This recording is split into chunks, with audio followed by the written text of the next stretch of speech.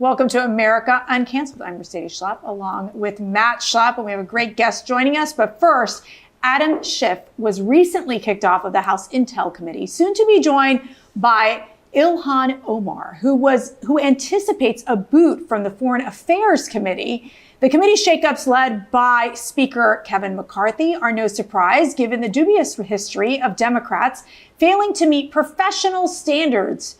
Schiff, in a familiar display of ignorance, took to the Chinese state-owned TikTok to question the grounds of his committee removal. Meanwhile, Ilhan Omar was long overdue for another anti-Semitic comment. On a segment with CNN, Omar stated that she was unaware there are tropes about Jews and money. Omar's latest blunder is not an isolated incident on the left, which has an unfortunate history of anti-Semitic commentary. Joining us today to discuss the left's unusual affinity for anti-Semitism is founder of truthtells.org, Jeffrey Burke. Jeff, thanks so much for joining us. Nice to see you again. Great to be with you. So let's jump right into this. You're somebody who wants to expose the BDS movement and anti-Semitism. You watched this CNN interview, which was really interesting. Three people who've made a lot of news about being on committees: Eric Swalwell, Ilhan Omar, and Adam Schiff, who famously said he had evidence of Russian collusion. Oh, yeah. Now, it was announced yesterday that CNN is having its lowest ratings in a decade, but how surprising. We were some of the people that actually did watch this. What was your reaction? You got three butthurt Congress people. Yeah, right. Reaping the rewards of what they sowed. Yeah. The glaring thing is, of course, no surprise that Omar would just comment on apologizing and using bad language when she was asked about her anti-Semitic activity. And Truth Tells, the premise is, what do these politicians talk about to the public, and what do they actually do in silence on their own? And her voting record is vehemently anti-Semitic. It is what it is. Give us some examples. There was an anti-BDS law that was passed. She was one out of, of 14 people who voted no for the anti-BDS law. Explain the BDS law for our viewers. BDS is boycott, diversify, and sanction. Right. And it's the state of Israel. The state of Israel, to really wipe it off the map from a financial perspective. She has voted no for the funding of the Iron Dome. And for the people who don't know what the Iron Dome is, it's a missile system that triggers automatically when there's inbound missiles to Israel. So it's not as if we're funding military that could be turned around and fired at Palestinians. The thing that is more interesting in that interview, to me, my takeaway, is she then turns to Adam Schiff and specifically says, as a Jewish congressman, do you think that she has been anti-Semitic? And no surprise to any of three of us that Schiff just immediately pivoted to the truth of the matter is there's Marjorie Taylor Greene on the right and Trump, and all he did, he totally denied it. And it's the foundation of our group Truth Tells. That's just exhibit A. He put his democratic political welfare. He's running for Senate. That's right. And he just left his Jewish constituents in the dust. And then if you look at this 2019 comment, it was Omar who said she declared politicians who support Israel, quote, push for allegiance to a foreign country, accusing Israel supporters in Congress of dual loyalty. She really, and she also introduced a resolution in Congress comparing the boycott of Israel to boycotting Nazi Germany and the Soviet Union, and the Democrats do nothing. No, I think my answer is they're doing something. It's the Democrats within her caucus, right. The Congressional Progressive Caucus. There's 12 Jewish members: Nadler, Lois Frankel, Jamie Raskin, Steve Cohen, and more, that they continually to elevate this socialist and Marxist element in their ranks. Right. They voted for Omar is now number 2 in charge of the CPC. She's the deputy chair. The famous clip I think we're going to show a little bit of before is just 6 months ago, Rashida Tlaib came out and said, hey, if you don't agree with me that Israel is an apartheid state, then you shouldn't be a progressive. And her reward, she still became vice chair. The Republicans have been very, very swift, as you guys know better than me. Steve King, Marjorie Taylor Greene, they've been very, very swift to take action within their own ranks. And I wouldn't call what the Jewish politicians doing as inaction. They're silently elevating it because it's just better for their political careers. Right. It wasn't too long ago. I remember when I was a staffer on the Hill, there was a vibrant collection of Jewish congressmen, mostly Democrats, almost all Democrats, but not completely. And they were proud to stand up for the state of Israel, and they were proud to fight anti-Semitism. What's the reaction, where you live, in other states across this country with important Jewish constituencies? They feel forlorn, or are they going to become Republicans, or what's going to happen? I'm sorry to admit that I don't think the average voter, or more specifically, the average Jewish voter, even knows that the CPC exists.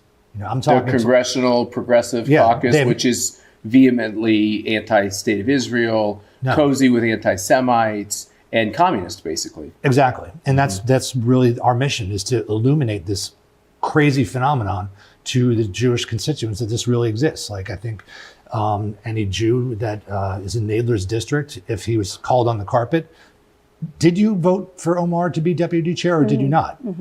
Oh, you didn't? Who did you suggest? Right. You're a legacy congressman. Jamie Raskin, you're a legacy congressman. You could have a little movement within your caucus to say, no, we cannot, Tlaib has to go, at minimum. And, you look at the scoreboard and the results are right there. Let's go ahead and play the truthtells.org video you all put together. It's a very effective video. Let's take a look. Well, last September, Congresswoman Rashida Tlaib called Israel an apartheid state.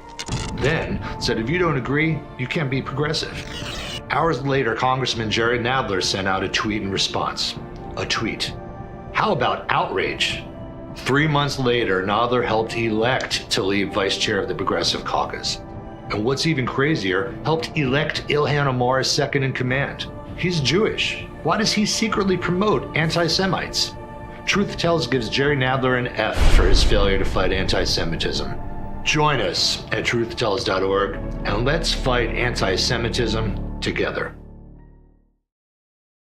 So what made you, first of all, create the group truthtells.org, number one? Number two, why was this such an important message in putting out this video to educate not only the Jewish constituencies, but as well as just everyday Americans to know the reality of what's happening with the Democrats in Congress? I live in South Florida, and the best place to live. I just want to, on the record. Stop lobbying.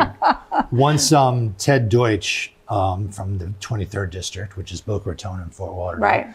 Right. Once he announced that he was retiring, a lot of people came to me and asked if I would consider, because the NRCC had identified that as a flippable district. Right. And as a conservative Jew, I had some strong opinions once I started to unwind what Ted Deutsch did or didn't really do. And Ted, to his credit, is one of the people who did his best to fight the socialists. But his famous speech in 2019, that he's castigating Omar on the congressional floor, he continued to fundraise off that quite well in the future. But the opponent, the young man that eventually won, Jared Moskowitz, his mantra is like, I'm going to carry Ted's torch. I'm fighting anti-socialism, anti-Semitism, these socialists, even it makes them uncomfortable. And my opinion is like, you might as well just quit, because like in a Democratic House, there's nothing you could do. You're going to have to stand in line with Pelosi. And then I got a copy of the original speech that Ted wanted to run. And about 85% of it was taken away by Pelosi. She refused to let Deutsch go overtly the way he wanted to. So we're just not going to go at them this hard. And we're going to have to incorporate not just anti-Semitism, but anti-Islamophobia, anti-transgender. And you could see interviews with Ted after that speech that he's subtly bemoaning that. We were in a life position we weren't sure that we wanted to follow through with that because we have a very productive luxury retail business, and we didn't. And the people who were behind me said, look, you're so dedicated to exposing this hypocrisy. Right. This is really a national issue. Yeah. And there's no real conservative voice that we see So why don't we try to figure out something that might catch fire? And that's where the rating system, which we're giving every sitting Jewish politician a letter rating, like the NRA, that's where it came from. And here I am with you nice guys today. And usually what would happen is AIPAC and other such organizations would rate congressmen, they would lobby congressmen. But even AIPAC on the Iran nuclear deal, they got soft with the Democrats. I mean, so many of these Jewish groups are aligned with the Democratic Party that when the Democratic Party embraced this radicalism, they just kind of like soft pedaled the scoring. And that's one of the reasons why you came up with yours, because it's like, hey, you're either standing with your people or you're not.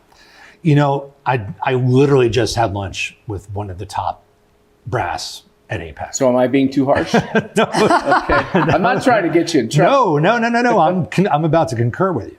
You know, it comes down to what they think matters in the districts that they're active in. Yeah. And they, unfortunately, more often than not, come to the opinion that the welfare of Israel or anti-Semitism doesn't make the top 5 of their issues. So they're picking and choosing their battles. And I'm choosing a different battle. Yeah, good for you. Well, you know, first of all, I think it's so incredibly important, especially in today's society. You're seeing in so many of these colleges the rise of anti-Semitism. So many, I know we've had Jewish professors reach out to us, Jewish students who are very concerned that they can't speak up and be proud of not only their Jewish heritage, but also in defending the state of Israel. And so it's putting a lot of pressure, especially on the college campuses. Are you hearing that as well?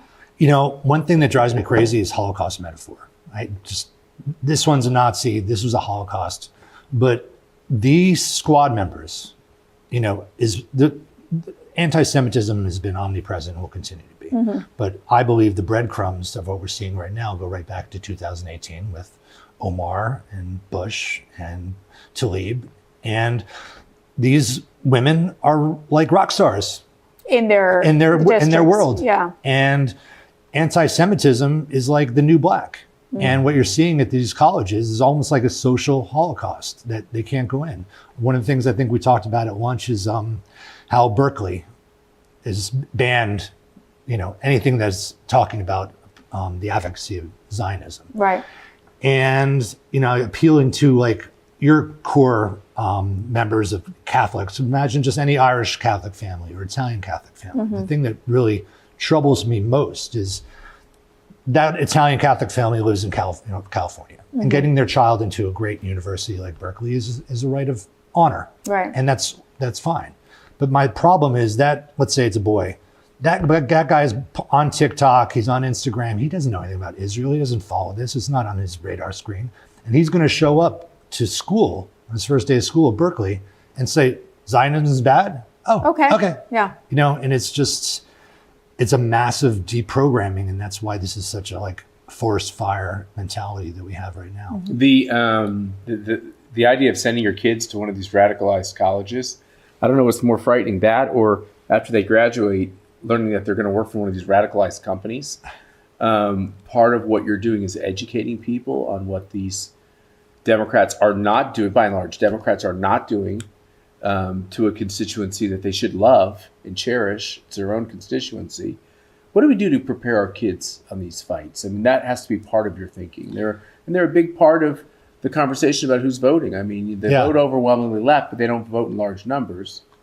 Once we get over the first hurdle and start illuminating this and get our first questionnaires out in the dialogue, phase 3 is getting petitioning the departments of education on a state-by-state basis on making sure that Holocaust is taught, that it's not glossed over, that's just it's man's greatest moment of inhumanity to his fellow man. Mm-hmm. And I think the educational level is this is a problem that should be embraced because it so far transcends just religion or Judaism. You know, Israel is the only democracy in the Middle East. A lot of the technology we get for our own defense comes from Israel. They've become part of the central CENTCOM, which is like a burgeoning NATO that with Saudi Arabia and a few other partners. I've welcomed Israel as part of this team that it's, you know, us versus Iran, which is really the ultimate the ultimate enemy of Israel and the United States. Well, we hosted CPAC Israel in the summer. It was one of, I think, the highlights of our international CPACs. And we were able to bring our children to Israel. And it was, I think, a life-changing experience for them as well. And one of the things you realize is the constant threats Israel is facing. I mean, we just saw, for example, that there was a shooting in East Jerusalem in the synagogue. I mean, there's the fighting with the Palestinians. On top of that, just the pressure from some of their threatening neighbors. I remember going to the Golan Heights and they kept saying, you know, ISIS is over here, and they kept going through all the threats. And you have to wonder, I mean, how does Israel survive? I know, and I would say, thank God for Prime Minister Netanyahu, who I think brings in a very strong presence into Israel.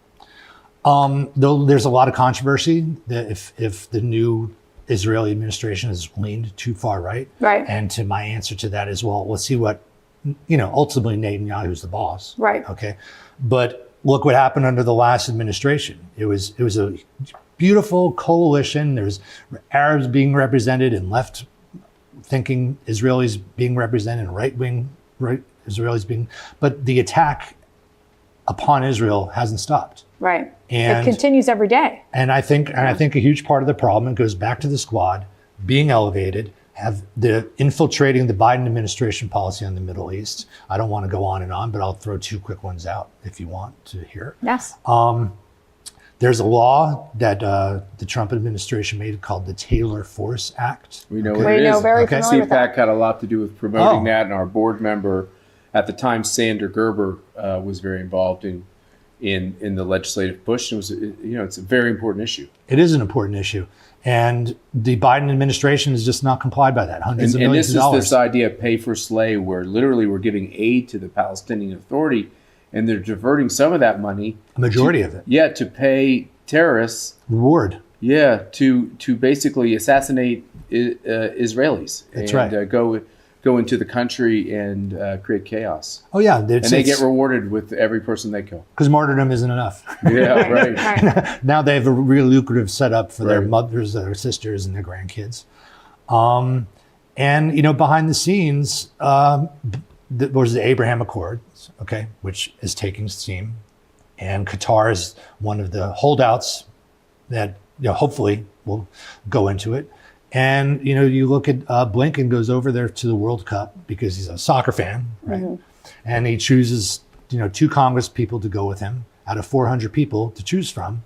It's Issa and Omar. So what do you think is going on in a room with an unofficial trip when Omar is sitting with the rulers of Qatar? And this is why we want to target some of these Jewish CPC congressmen. Some of them are Nadler, Levin, Frankel. They're in districts that they could be taken out in the next election cycle. Wow. Tell us how people can learn more about truthtells.org. Well, truthtells.org is truth tells plural with .org. I encourage anybody to go and see the educational filming we have and the opinions we have and educate themselves as much as they can. And you're going to be at CPAC. Oh yeah. And so when you all get your tickets, go to conservative.org to get those tickets. We're basically a month out. This is one of the important issues we have to keep discussing. The radicalism that's going on in corporate America, the radicalism that's going on these campuses, and the fact that new constituencies are being attracted to this conservative movement, which I really call an American movement. It's a freedom movement. It's not so much about a political party as it is believing in the Constitution and that we get rights given to us by God. And they're really at threat today, not just in America, but around the world. Right. All right. Well, thank you, Jeff, so much for joining us. And thank you all for watching. Remember, we have expanded to the podcast world, and you can listen to America Uncanceled with Matt and Mercedes Schlapp wherever you get your podcast. Don't forget get your CPAC tickets March 1st or the 4th here in DC. And yes, it's going to be, let me tell you, we got some good speakers rolling out. Great speakers rolling out. That's right. CPAC.org/